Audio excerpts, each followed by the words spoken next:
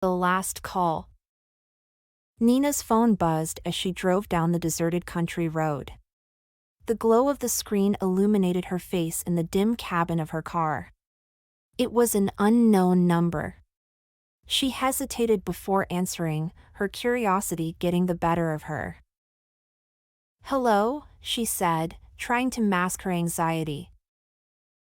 A crackling silence answered her. Then, a voice, low and raspy, spoke, "Nina, I'm watching you." Her heart skipped a beat. She glanced nervously at the rearview mirror, half expecting to see someone in the back seat. The road was empty, and the trees on either side of the road seemed to loom closer in the darkness. "Who is this?" she asked, her voice trembling. No response came. Instead, the line went dead. Nina's hands shook as she ended the call. Her mind raced with possibilities, but she dismissed them as paranoia. After all, it was late, and she was tired. The call must have been a prank. She continued driving, but the unsettling feeling persisted.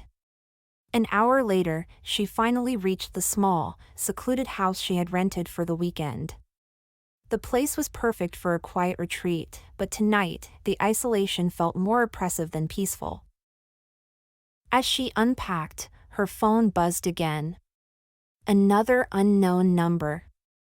Her pulse quickened. She hesitated, then answered. "Hello," she said, her voice barely above a whisper. The same raspy voice came through the speaker, "Nina, look outside."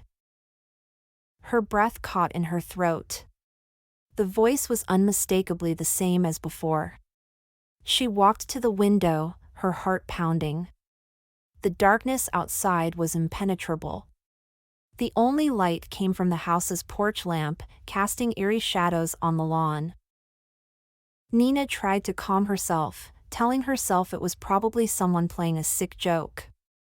She hung up and decided to lock the doors, hoping to feel safer inside. As she turned to walk away from the window, she caught a glimpse of something moving outside. A figure, cloaked in shadows, stood near the edge of the yard, partially obscured by the trees. Nina's blood ran cold.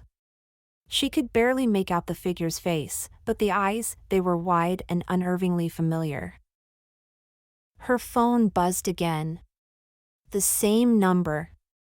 She answered quickly, her voice cracking, "What do you want?" The raspy voice responded, "Nina, you didn't listen. You should have left when you had the chance." The hairs on the back of her neck stood up. Nina backed away from the window, her mind racing.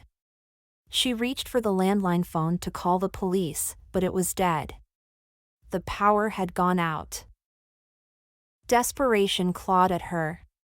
She ran to the door, trying to see if she could escape, but it was stuck. Panic set in. She could hear the figure moving around the house, the sound of footsteps growing closer.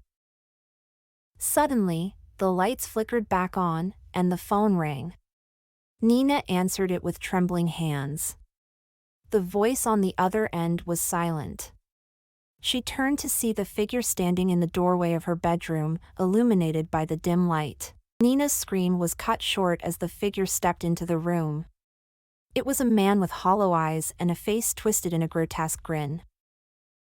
"I told you to leave," he rasped. Nina backed away, her heart pounding as the man reached out for her. She stumbled and fell, her screams echoing through the empty house. The last thing she saw before everything went black was the man's face, inches from hers, his grin widening. The next morning, the house was empty.